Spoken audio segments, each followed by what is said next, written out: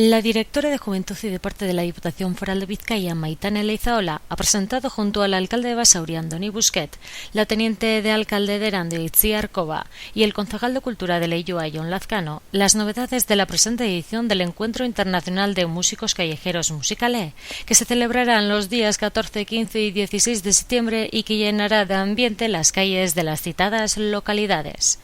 Los grupos que participan en esta 12ª edición son Always Drinking Marching Band de Cataluña, Baet Klezmer de Andalucía, Bandarra Street de Cataluña, Broken Brothers Band, Traveling Brothers y Leioa Música Banda de Euskadi, Grazio con músicos de Cataluña y Francia, Los Granujas de Cantabria, Pink Puffers Brass Band de Italia y los grupos Soul River Jazz Band y Tumbala de Italia.